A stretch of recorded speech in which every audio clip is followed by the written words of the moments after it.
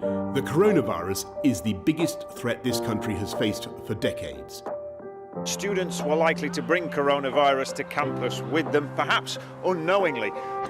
University students across the UK have been speaking of their fears and frustrations. And universities are likely to see other significant outbreaks. The way ahead is hard, and it is still true that many lives will, sadly, be lost.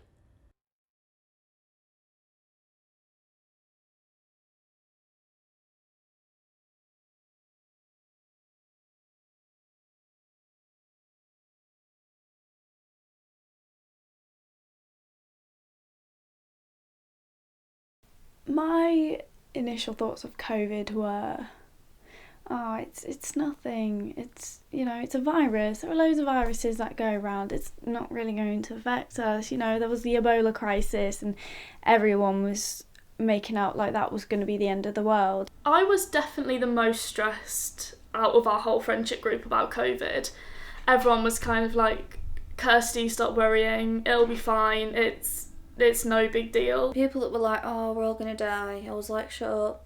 Like, you're being stupid. It's a small thing, it's a minor thing. And then slowly you saw it on the news and you saw posters being put up and masks being worn. And then, I don't know, it sort of all happened really quickly. But I don't know, nobody really had time to sit and process it, I think.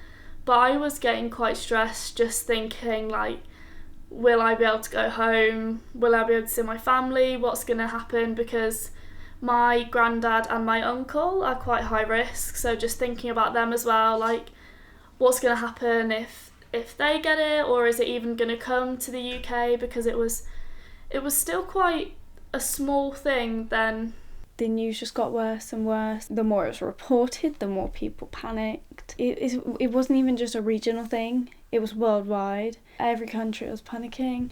And Susie, because Susie actually lives in France, her stay was cut short. Susie leaving was probably one of the worst days last year. She always had a smile on her face, and even if she didn't, she still managed to make everyone else happy. She was stuck between staying and going, I think, because she wanted to stay and get a dissertation done, but she also didn't want to get stuck in England without a family, I think. And we obviously all wanted her to stay, but she was very upset and stressed about it. Spoke to uni and they were like, do what's best for you. We thought we had a week with her, so we had planned to go to Whitby and give her fish and chips and sit on the beach and just do a lot of stuff that she had never done, and then plan like a surprise leaving party for her with all the international students that she'd made friends with, all of her friends, all of our friends, because at this point we were still allowed to do that, and it would have been a nice way to say goodbye. She came in and she said, France is going into lockdown in 24 hours. I have to leave tomorrow.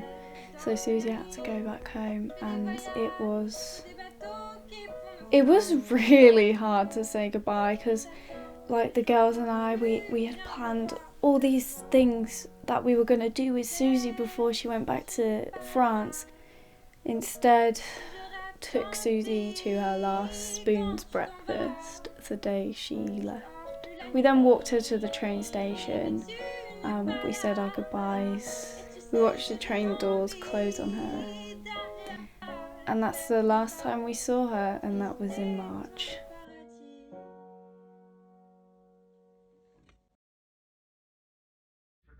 All around 15:15. That was Cotton, Beverley, Sheffield and Bridlington. I went home a few days before because I had a dentist appointment, and as I was on the train it got cancelled. There's a number of cancellations to later services and possibly new timetables heading forward due to the virus, and all the train operating companies have sent vulnerable members of staff into isolation. Thank you.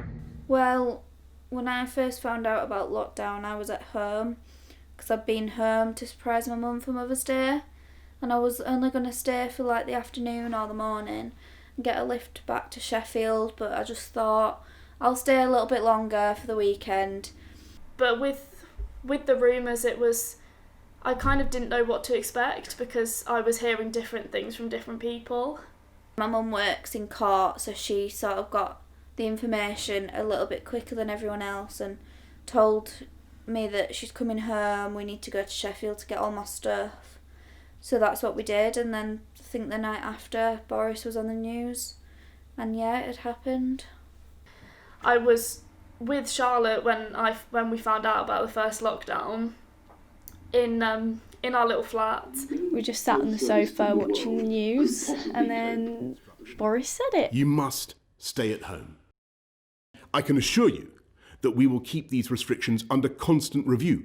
We will look again in 3 weeks and relax them.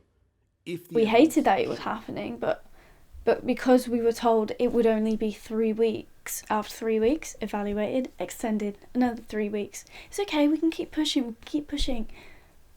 3 weeks goes by, evaluation, nope, still in lockdown. It was getting painful. We were very naive to think that it would just be a 3-week lockdown. I'm not going to lie, the first lockdown was a massive struggle for me.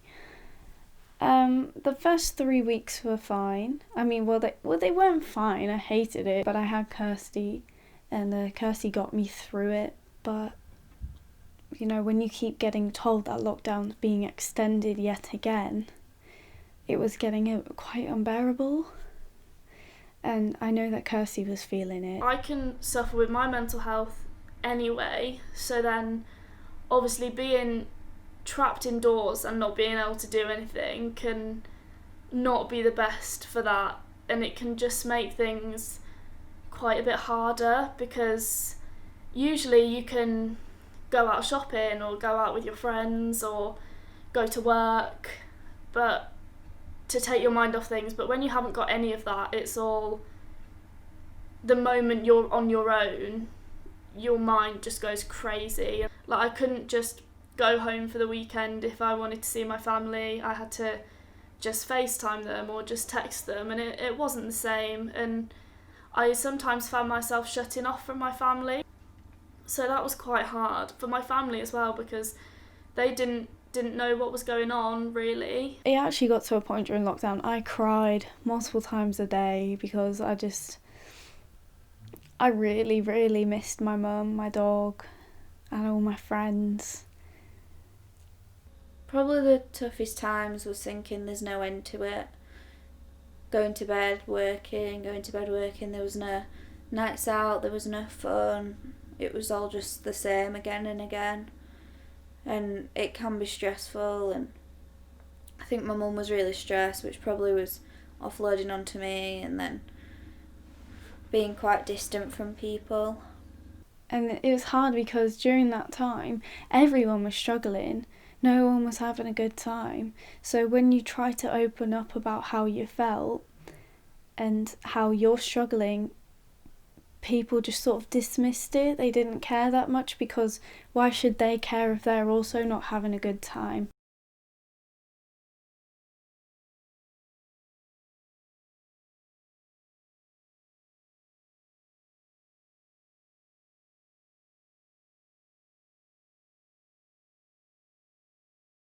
We're definitely a lot closer than we were. I've learnt how important having friends like them is, because they've definitely made the second part of this year quite enjoyable. We've definitely become a lot closer, and it's definitely made this second lockdown easier. I don't like you very much right now, but... Mais tu n'es pas là. Et si je rêve, tant pis. Quand tu t'en vas, je dors plus la nuit.